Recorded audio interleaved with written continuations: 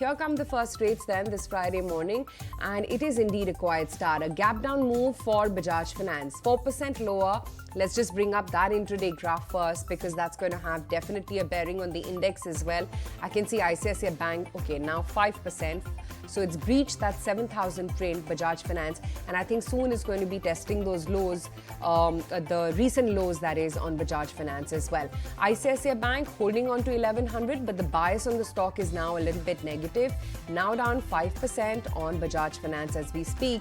This after they indicated that FY25 AUM growth is going to slow down to 26 to 28%, which is a lesser range than what they had been clocking in the previous quarters.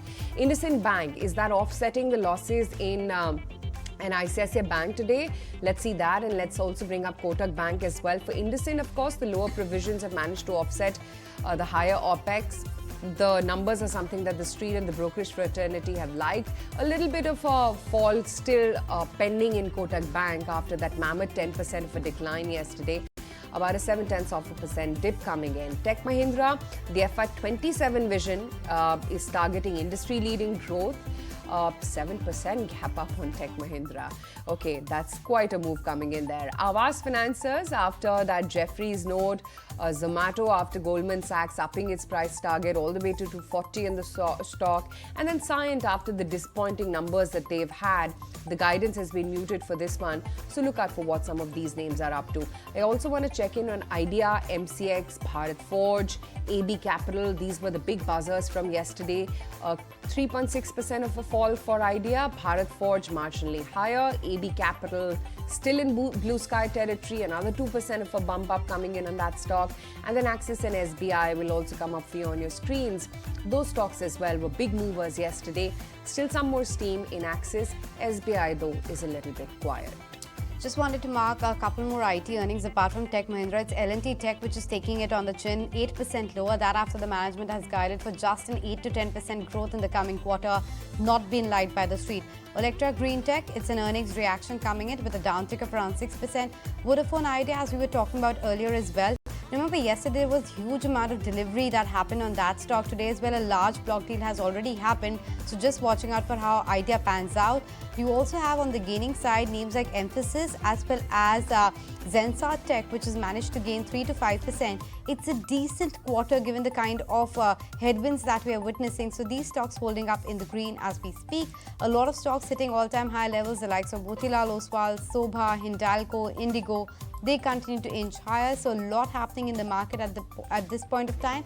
And sector-wise, it's IT clearly which is leading the charge. Look at Tech Mahindra, now it's 9% higher, so clearly a lot of excitement on Tech Mahindra, almost a 10% number actually on Tech Mahindra now, so clearly locked in a temporary freeze for now. Do you think this can trigger a kind of a short covering in other IT companies as well? Probably. I'm not sure whether people were too short on IT in any case, to be honest. So let's see. It's just that there is a bit of that disbelief for the sector right now. Does it lead to the fresh round of buying on mid-cap IT? Something that I'll wait to see. Yes. The rest of the large-cap IT is not doing much. It's only Tech Mahindra and the mid-cap IT which is really surging. Metals is the other pack, led by Vedanta. 5% move after the earnings yesterday. That debt overhang is gone. Street is banking big on that. But let's take it across to our charters for the first take on the market.